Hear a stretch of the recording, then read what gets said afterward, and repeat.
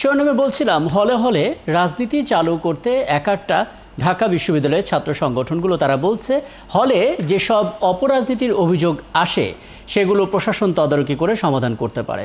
সাধারণ শিক্ষার্থীদের মতামত, হলে দলীয় রাজনীতি চালু থাকলে আবারও বৈষম্যের শিকার হবেন তারা, বাড়বে অনিয়ম আর নিপীড়ন। নিবিড় সাহার প্রতিবেদন।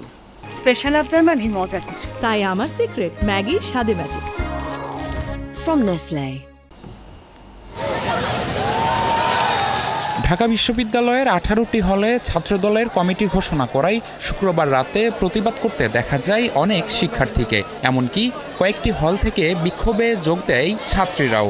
দাবির মুখে হলগুলোতে ছাত্র রাজনীতি বন্ধের সিদ্ধান্তের কথা জানায় বিশ্ববিদ্যালয় প্রশাসন।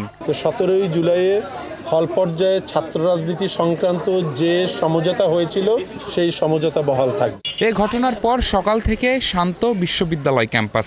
যথাসময়ে অনুষ্ঠিত হয়েছে ক্লাস ও পরীক্ষা।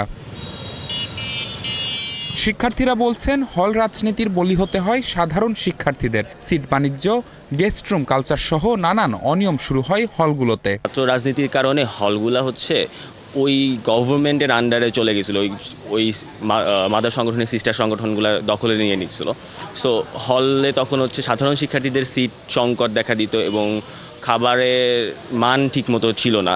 সেই গণরুম, গ্যাস্ট রুম যে কালচার, এই কালচার আসলে এই ক্যাম্পাসের এখন কেউ চায় না। হল পলিটিক্সটা থাকবে না, কিন্তু এটা কীভাবে বাস্তবায়নটা হবে, কীভাবে মানে এই যে গুপ্ত, আবার একটা যে গুপ্ত, আবার একটা প্রকাশ্য, এটা কীভাবে মানে এক্সিস্ট করবে। দেখা যায় যে প্রকাশ্যকে তো একটা আইডেন্টিফাই করা যায়, কিন্তু গুপ্তদের তো আইডেন্টিফাই করা সম্ভব না। অন্যদিকে ছাত্র সংগঠনগুলো বলছে, হল রাজনীতি পুরোপুরি বন্ধ না করে তাদের কার্যক্রম তদারকির মধ্যে রাখলে সাধারণ শিক্ষার্থীদের সংকট দূর হবে। এটি কিন্তু রাজনৈতিক অধিকারকে ক্ষুণ্ণ করে এবং ঢাকা বিশ্ববিদ্যালয়ের 1973 সালের যে অধ্যাদেশ, যেটির মাধ্যমে ঢাকা বিশ্ববিদ্যালয় পরিচালিত হয়, সেই অধ্যাদেশ অনুযায়ী কিন্তু কারোর রাজনৈতিক কিংবা সামাজিক অধিকার ক্ষুণ্ণ করার এখতিয়ার বিশ্ববিদ্যালয়ের প্রশাসনের নাই। যেটা হতে পারে যে হল রাজনীতি নিয়ে শিক্ষার্থীদের মধ্যে একটি নেতিবাচক মনোভাব রয়েছে, তাহলে হলের এই রাজনৈতিক কার্যক্রম কিভাবে পরিচালিত হবে তা আলাপ আলোচনা হতে পারে। এখন সিট অ্যালোকেশনটা পার্মানেন্টলি প্রশাসনের হাতে আনার জন্য কি করা যাইতে পারে, যাতে কোনো দলীয় সরকার আসলেও সেটা কোনো ছাত্র সংগঠনের হাতে না যায়, বরং প্রশাসনের হাতেই থাকে, তা নিশ্চিত করার জন্য কি করণীয় তা নিয়ে ভাবা দরকার। হলগুলিতে, ফ্যাকাল্টিতে ছাত্র রাজনীতির রূপরেখা কি হবে, তা নিয়ন্ত্রিত কিভাবে হবে, এরকম বোকা বোকা পপুলিস্ট কাজ করে সেই সুযোগকে আরও ক্রমাগত সংকুচিত করা হচ্ছে বলেই আমি ধারণা করি। চলমান পরিস্থিতির সমাধান না হলে ডাকসু নির্বাচন ক্ষতিগ্রস্ত হতে পারে বলে মত শিক্ষার্থীদের।